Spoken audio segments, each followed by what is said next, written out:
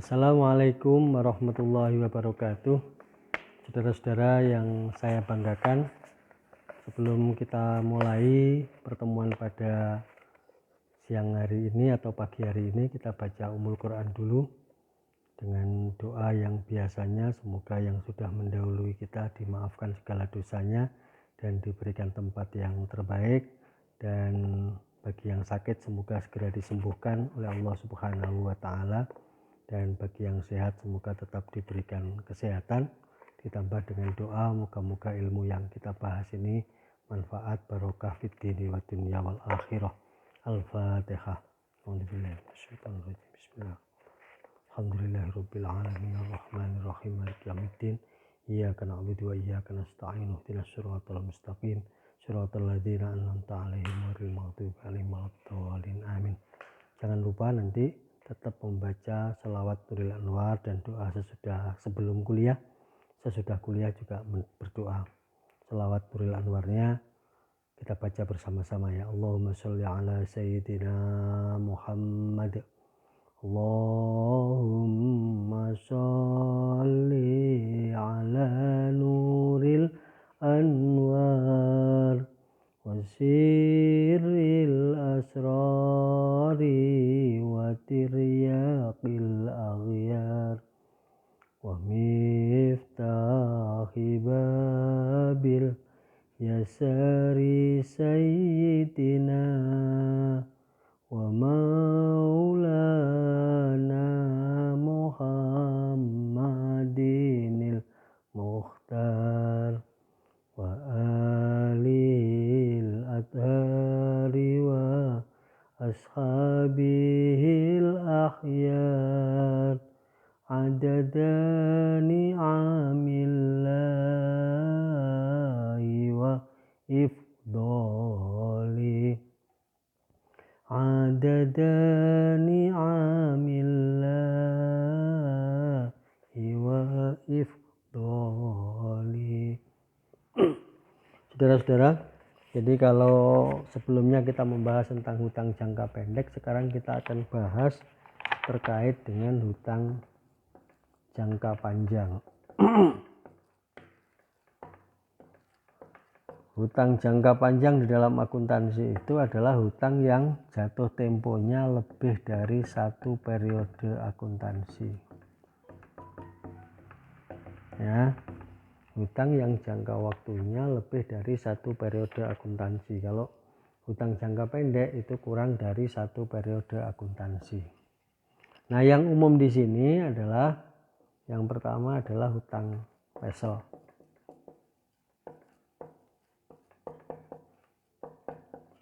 Ya, hutang yang dilakukan dengan menandatangani wesel. Tapi jarang sebetulnya hutang wesel itu jangka panjang. Apa tidak ada? Ada itu.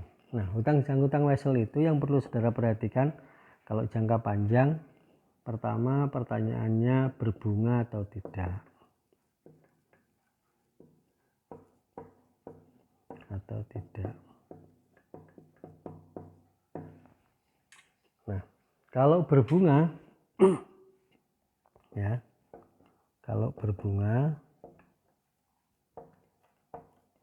berarti nanti pembayarannya adalah nominal plus bunga.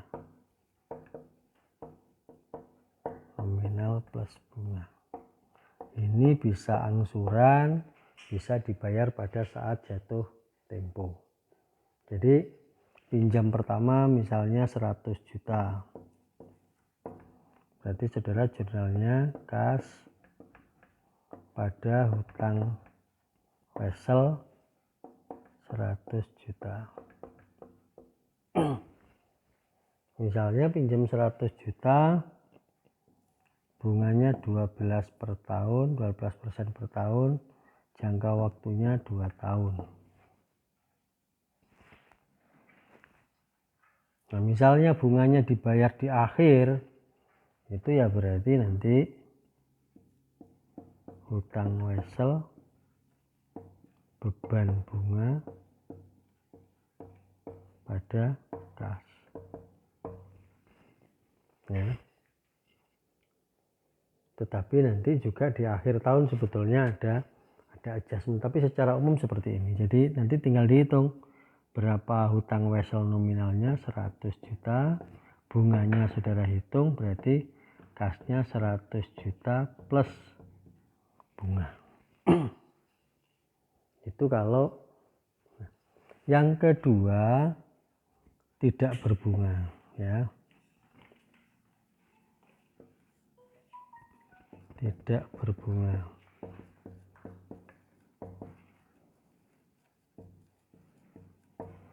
Tidak berbunga itu sebetulnya ada dua macam.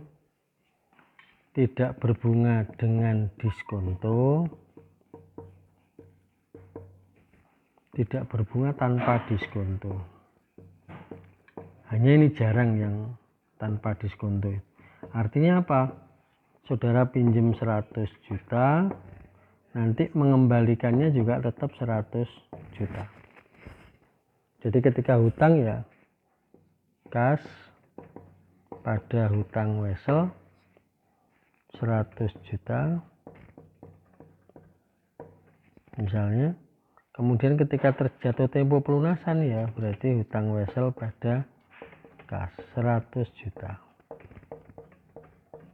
Jadi tidak berbunga tanpa diskonto. Kalau dengan diskonto itu begini, saudara misalnya hutang 100 juta, diskontonya 10 juta katakanlah begitu. Itu artinya saudara terima hutang 100 juta, itu terima kasnya akan dipotong 10%, 10 juta. Berarti saudara nanti begini, menjadi kas 90 juta, diskonto karena pinjaman ini 10 juta, atau diskonto itu ditulis saja menjadi beban bunga ya.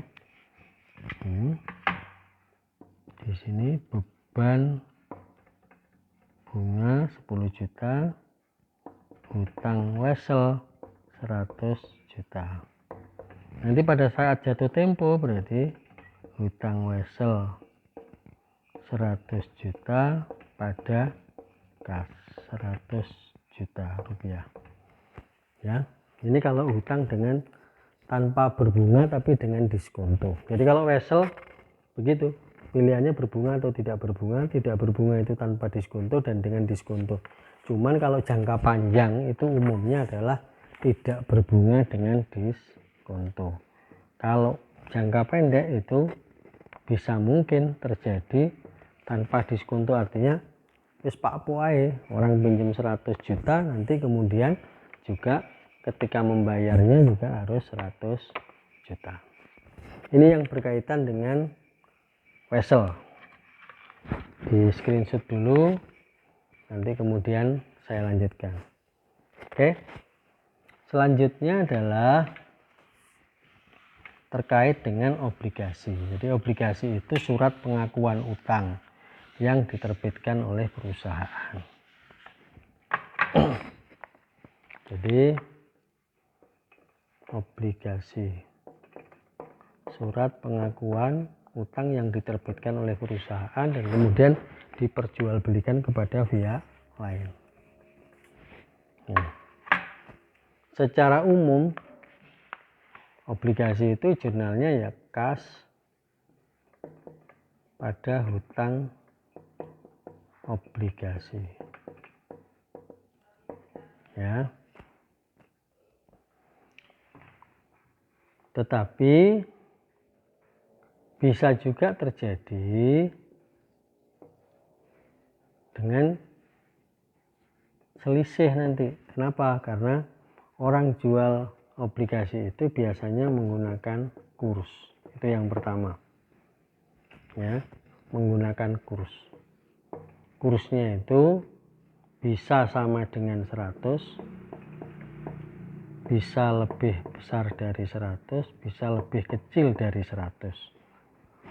Kalau lebih besar dari 100 berarti ada premi, ya.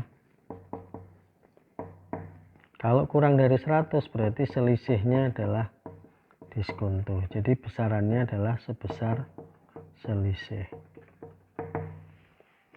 kursnya ya, dibandingkan dengan 100. Misalnya lakunya dengan kurs 110%. Berarti yang 10% itu adalah premi.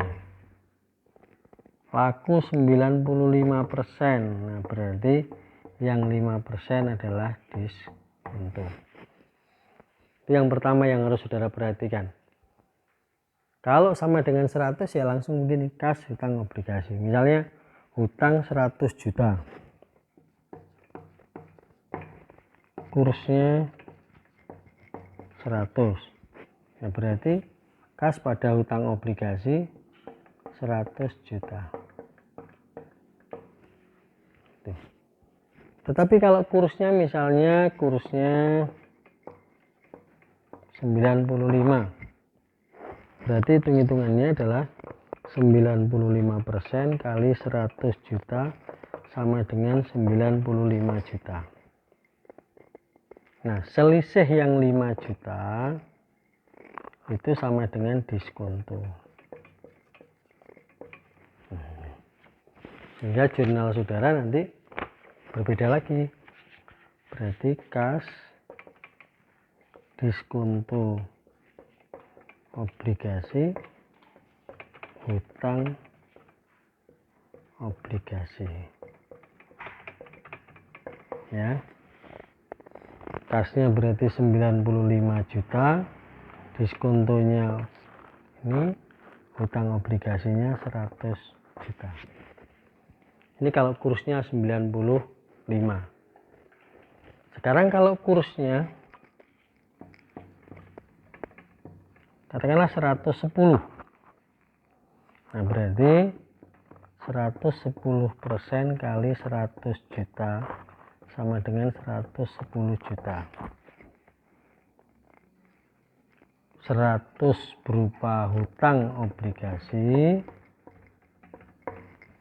kemudian 10 juta itu adalah premi.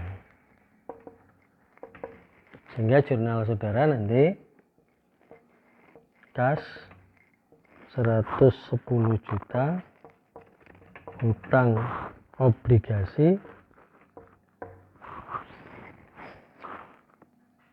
100 juta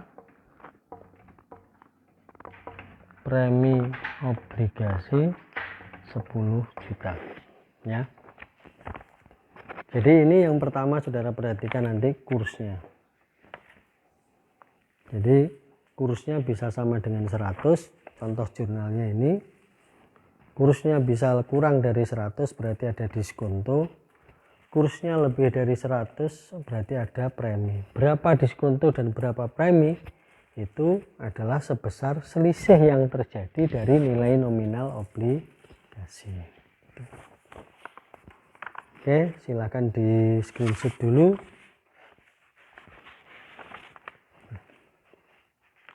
Kemudian yang kedua terkait dengan bunga obligasi.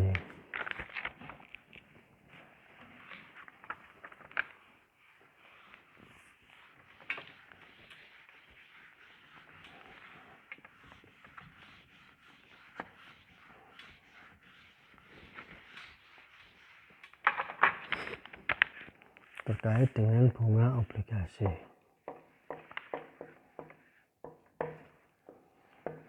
Jadi obligasi itu kan umumnya berbunga, maka berarti ada di saat pencatatan, saat laku dijual, saat ditransaksikan, kemudian adalah saat pembayaran bunga. Ya. Pada saat transaksi tadi dengan kurs 100, berarti kas pada hutang obligasi 100 juta. Nah, sekarang kalau bunganya misalnya 100 juta, bunganya 12%, dibayar setiap tanggal 1 bulan 1 dan 1 bulan 7.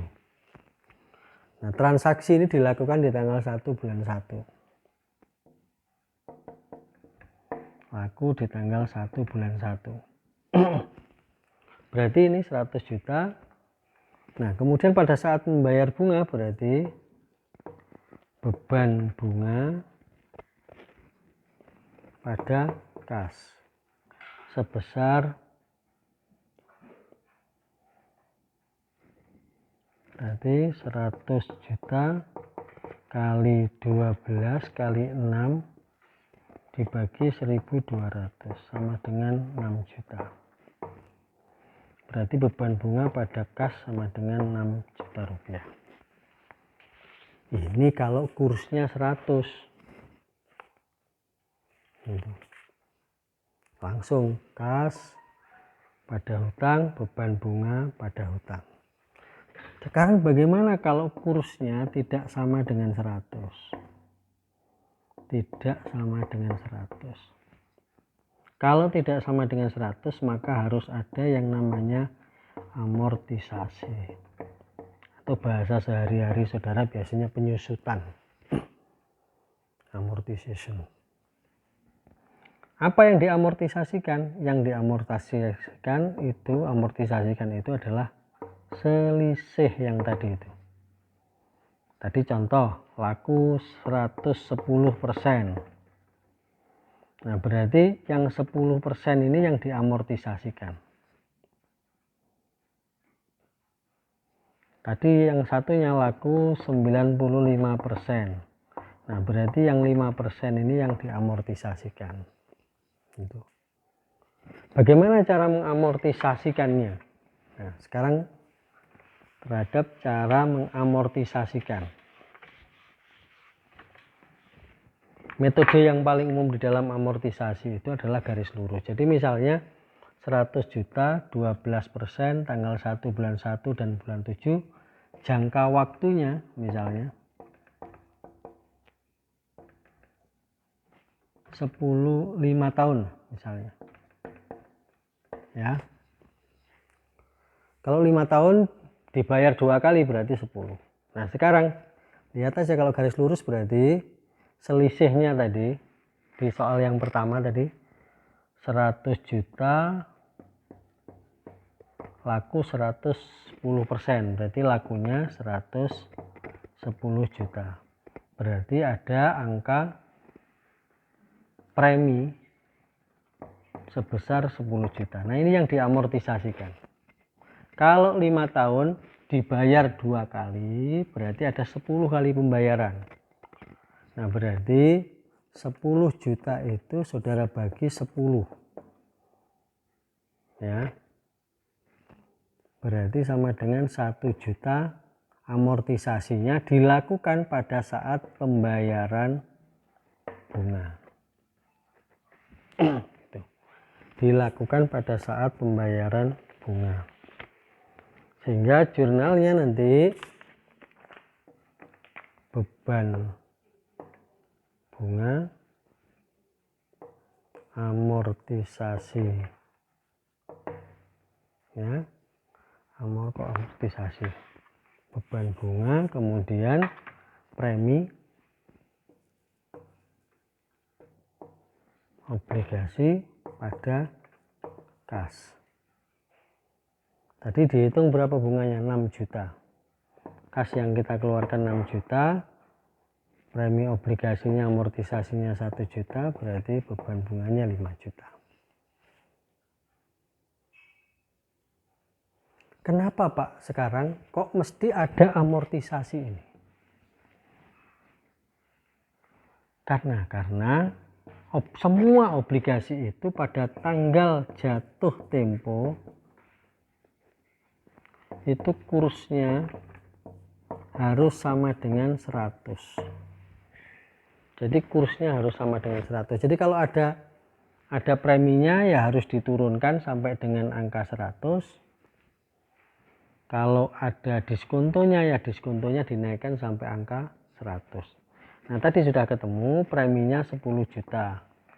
Masanya 5 tahun, dibayar 2 kali, berarti 5 kali 2 10, 10 dibagi 10 ketemu 1 juta.